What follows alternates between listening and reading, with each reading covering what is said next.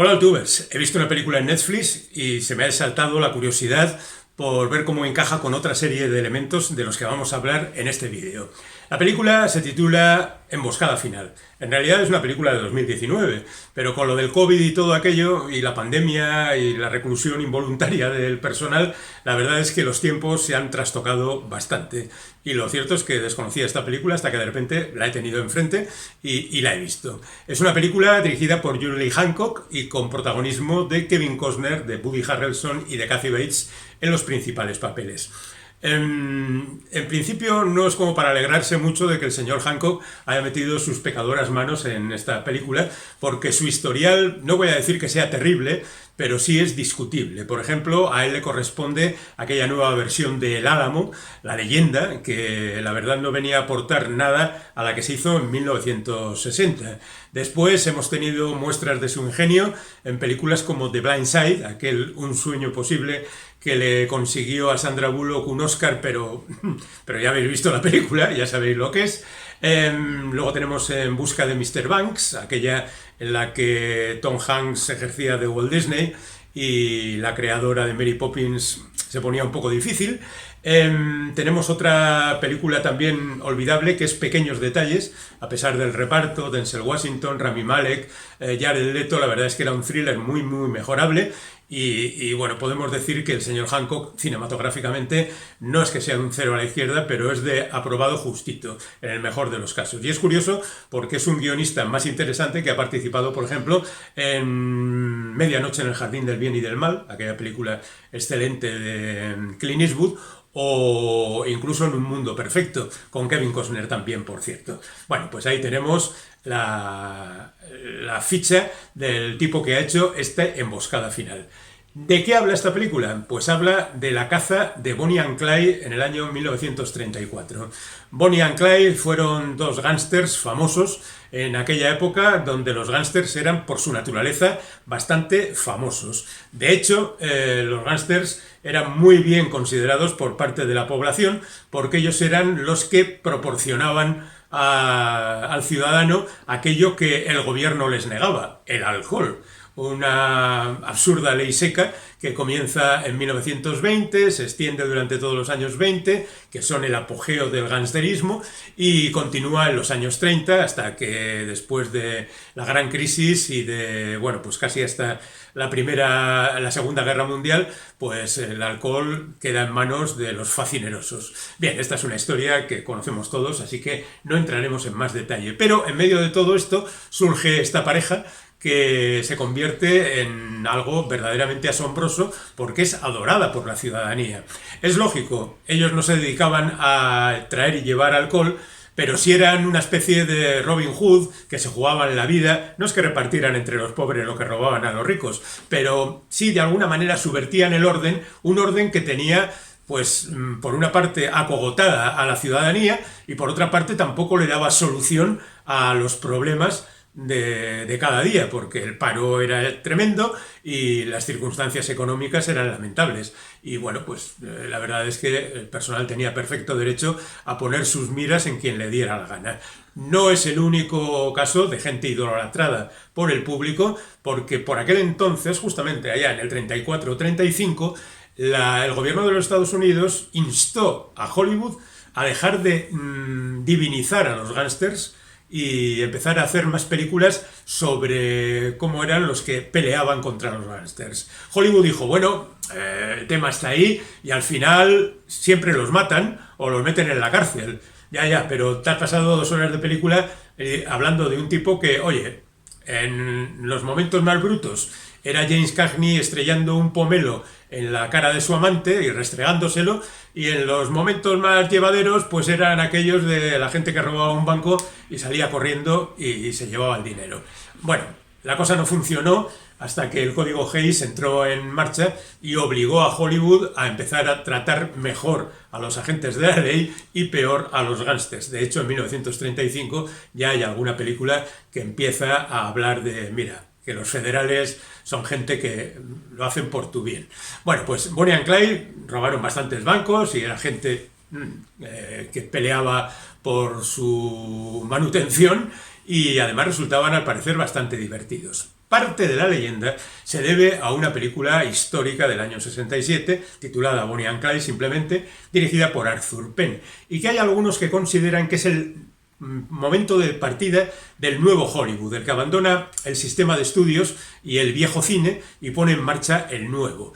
Digamos que no es totalmente cierto en el sentido de que, por ejemplo, Arthur Penn, al que tengo dedicado un vídeo en este canal dentro de la sección La generación de la televisión, ya había hecho sus pinitos antes, por ejemplo, en El zurdo, contando la historia de Billy el Niño y Pat Garrett de diferente manera a como se había contado antes. Y poco más tarde haciendo una película experimental muy deudora del cine europeo que se hace en ese momento, concretamente el francés, que era Mickey One, con Warren Beatty como protagonista. Acosado, creo que se tituló aquí.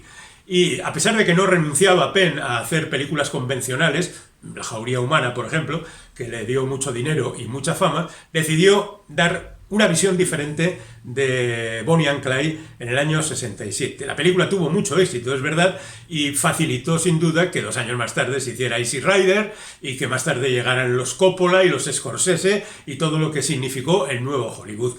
Pero digamos que fundamentalmente lo que hace es romantizar la idea de los atracadores, de Bonnie and Clyde, de los Robin Hood del año 34. No solo tiene a 2 actores súper guapos como son Warren Beatty y Faye Dunaway, sino que el resto de la peña pues es verdaderamente curiosa, ¿no? Porque está Michael J. Pollard, que por entonces era razonablemente conocido, está Gene Hackman, está Steve Parsons, y la verdad es que el reparto de secundarios también es importante. Y luego hay como un sentimiento de diversión por encima de toda la película y un aire romántico que a veces choca con la realidad. Por ejemplo, las relaciones amorosas entre Bonnie and Clyde pues no son muy satisfactorias. Pero bueno, en cualquier caso, es una película que sube al Olimpo del tratamiento, ya digo, romántico de estos personajes. La película Emboscada Final no tiene nada que ver con esto. Es la fría crónica de cómo, después de muchos intentos por parte del gobierno de acabar con Bonnie and Clyde, llama la gobernadora del estado, Kathy Bates, a 2 antiguos Rangers de Texas. El cuerpo había sido disuelto por aquel entonces, que son Kevin Costner y Woody Harrelson, y les encarga por cualquier medio que acaben con Bonnie and Clyde. Y bueno, todo el mundo sabe cómo acabaron Bonnie and Clyde, pero por si acaso hay alguien que no lo sabe, me lo voy a callar. En cualquier caso, el título de la película ya es bastante explícito. Pero bueno, al margen de eso, digamos que la película sigue a estos 2 personajes haciendo algunas barbaridades, cometiendo cosas que están al borde del delito, amenazando a la gente, poniendo al personal al borde del abismo porque ven que pasa el tiempo y no consiguen completar su misión. Y bueno, pues la verdad es que quizá la película no llega a sus últimas consecuencias, pero digamos que en líneas generales es una película que está razonablemente bien y se puede disfrutar. Hacemos un pequeño repaso por encima de las películas que en los años 30 trataron este tema para situarnos un poco históricamente. En el año 27, yo diría que la primera película que aborda el gangsterismo de forma casi monográfica sería la que conocemos por aquí como La Ley de Lampa, de Joseph von Sternberg, que traza una línea quizá todavía un poco benevolente. El protagonista es Gary Cooper, de los gángsters, y luego, 2 años más tarde, en Los Muelles de Nueva York, vuelve a incidir otra vez en el mundo de Lampa y nos cuenta una historia un poco más cercana a la realidad y verdaderamente más dura. Pero digamos que tiene que llegar 1931, cuando de verdad los directores se ponen al trabajo duro y empiezan a contar historias difíciles, como por ejemplo en El Pequeño César, conocida también como Hampa Dorada, donde Edward G. Robinson se convierte en un emigrante en Estados Unidos. Él también, el actor era emigrante también, europeo, y como poco a poco va subiendo en la organización y acaba mal, como decían los directivos de Hollywood, si al final acaban muertos, pero en medio la que han organizado. Bueno, Hampa Dorada es una de esas películas, dirigida en este caso por Melvin LeRoy, que impulsa este tipo de de historias. Luego tenemos a William Wellman, que es quizá un un director un poco olvidado, que hace El enemigo público, que no el enemigo público número uno, no confundamos, el enemigo público que consigue a partir de ese año 31 también reunir a un montón de seguidores que aplauden las historias de los gángsters que presenta. Y Howard Hawks hace Scarface. Scarface tiene una nueva versión que es El precio del poder, protagonizada por Al Pacino ya en los años 79 me parece que era, y que está en un contexto muy diferente porque en aquel caso era un cubano, mientras que originalmente, el Scarface original, recordemos que a Al Capone le llamaban Scarface porque tenía una cicatriz en la cara, pero esto en principio no tiene demasiada relación. Este Scarface es un Scarface absolutamente inventado, que es la reunión de diferentes personalidades de la gente del AMPA. La interpreta Paul Mooney y bueno, pues estamos dispuestos a aceptar que es mejor que la que hizo Brian De Palma con Al Pacino.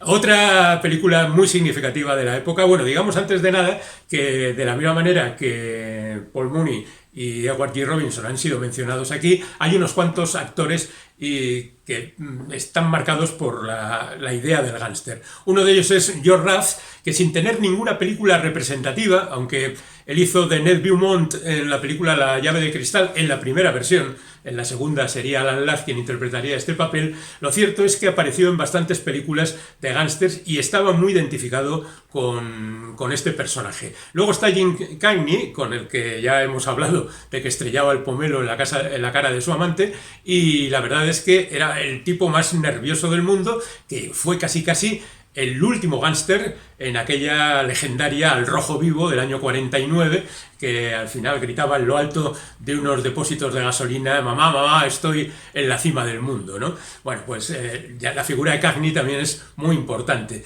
Y luego tenemos también a otro personaje que es Humphrey Bogart, que en sus primeros momentos hace papeles de gángster. La verdad es que es un tipo algo patibulario, tiene una cicatriz en el labio producto de la guerra, es decir, en los años 30 todavía no tenía la cicatriz en el labio, pero después ya en la época en que interpretaba a detectives privados sí la tenía. Bueno, el hecho está en que él aparece en diferentes películas, como por ejemplo Ángeles de caras sucias o Callejón sin salida, donde se opone a Joel McCrea, que es el abogado que trata de sacar de su triste situación a los habitantes de un barrio que están dominados por Humphrey Bogart. Los violentos años 20, donde comparte escena con James Cagney también, y bueno, pues la verdad es que hay un montón de películas en aquellos primeros 5 años de la década de los 30 que hacen todo un género de gángster que curiosamente repiten muchas veces el esquema, porque la historia es la que es el tipo que no tiene nada, que está sin un duro, que se mete en una banda, que acaba liquidando al lugarteniente y luego al jefe, se hace con el poder, se enfrenta a otras bandas y al final cae acribillado, bien por sus compañeros, bien por los de la banda rival, bien por la policía. Y eso es básicamente lo que pasa. Y decíamos que en el año 35, por cierto, Melville LeRoy, que había hecho ya la película Hampa Dorada, es el encargado de poner en marcha esa serie de películas donde se glorifica a los agentes de la ley. Y esa primera película es Contra el Imperio del Crimen. Bueno, lo cierto es que yo diría que hay un momento a través de Humphrey Bogart que se ejemplifica ese cambio de signo. Él protagoniza El último refugio en el año 39, donde interpreta a un gángster que se escapa y acaba en lo alto de un monte, perseguido por la policía, la verdad es que sometido a un acoso verdaderamente impresionante. Es la última vez que hace de gángster, y 2 películas más tarde está protagonizando el legendario El halcón maltés, y en el papel de Sam Spade, y es el cambio del gángster al detective. Bogart ya no saldrá de esa espiral del detective que tan buenos resultados le ha dado en diferentes películas. La verdad es que El sueño eterno sería otra de esas películas que marcaron la década de los 40, y no solo eso, sino que otras muchas películas más. Lamentablemente moriría en la década siguiente, en el año 57, y nos quedaríamos sin una de las estrellas de Hollywood. Y bueno, pues hay un montón de títulos por aquel entonces que que ayudan a comprender un poco la parte social y política de los Estados Unidos del momento, porque ya sabéis que el género negro, y evidentemente las películas de gángster son género negro de la más estricta realidad, muestran generalmente cómo son las condiciones sociales y políticas. La verdad es que podéis elegir vosotros las películas que queráis y luego quizá otro día haremos balance de lo que ha sido el cine de gángster a partir del año 50 en adelante, que también la ha habido, por ejemplo la legendaria El Padrino. Pero bueno, volviendo a lo que nos interesaba, que era Emboscada Final, que es la que nos ha traído hasta aquí, digamos que esta película de John Lee Hancock, que habla de los que cazaron a Bonnie and Clyde, tiene el marchamo de basado en la realidad. Pero que la otra película, la de Arthur Penn, la titulada simplemente Bonnie y Clyde, o Bonnie and Clyde, es la película que de alguna manera viene a representar la esencia del cine, que es eso de contar las cosas de la mejor manera posible. Así que para la leyenda Bonnie and Clyde y para los aficionados a los hechos reales, Emboscada Final. Y nada, pues si os gusta el género, buscad un poquito por ahí que encontraréis auténticas perlas.